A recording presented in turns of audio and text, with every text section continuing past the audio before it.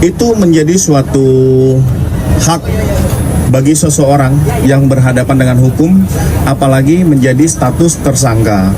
Ada beberapa cara, celah untuk yang bersangkutan mencapai suatu keadilan. Keadilan bagi undang-undang, KUHP dan KUHAP, bagaimana proses perkara itu P21 di kejaksaan ataupun SP3 melalui tahapan restoratif justice. Nah, ini kesepakatan dikaji dari kedua belah pihak. Ada indikator-indikator terhadap pengajuan tersebut. Jadi ini kami kembalikan kepada pihak pelapor dan terlapor. Hasilnya akan diterima oleh penyidik Polda Metro Jaya. Jadi keputusan untuk melaksanakan RJ perdamaian itu antara kedua belah pihak, pelapor dan terlapor. Pak, izin menyambung yang tadi Pak. Kemarin kubunya Roy Suryo CS itu menggunakan narasi bahwa ketika ada dua orang yang digugurkan status penyidikannya oleh Polda Metro, semestinya 8 tersangka itu juga gugur karena mereka ada dalam satu LP. Itu alasannya mungkin boleh Oke, saya kembalikan. Alasan itu dengan argumen kita berbicara negara ini negara hukum. Ada dasar hukum yang menyatakan seperti itu, silakan kami disampaikan. Ini menjadi bahan untuk gelar perkara penyidik. Benar kan?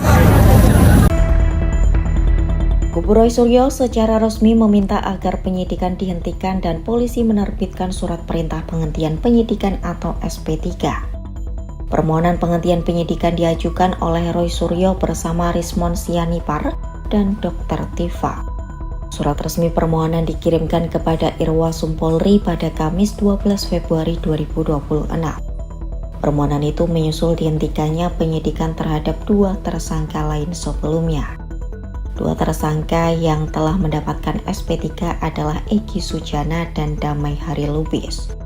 Kubu Roy menilai penghentian tersebut seharusnya berdampak pada seluruh perkara. Sebab laporan polisi yang menjadi dasar penyidikan disebut berada dalam satu kesatuan berkas. Mereka meminta agar polisi menerbitkan surat perintah penghentian penyidikan secara menyeluruh. Roy Suryo menegaskan permohonan ini tidak ditempuh melalui restoratif justice. Roy menyebut mekanisme RJ tidak menjadi pilihan dan mustahil ditempuh dalam perkara ini. Koreksi semua dilakukan karena sebagaimana diketahui SP3 itu bentuknya adalah surat penghentian perkara ya, tidak atau surat penghentian penyidikan itu perintah. Jadi artinya suratnya yang dicabut. Kalau suratnya dicabut, harusnya gambarnya bukan hanya 2 tuyul di sini, tapi 8 tuyulnya. Ya kan gitu. Tapi kan hanya ada 2, ini yang lucu. Jadi artinya nggak boleh, berarti suratnya salah.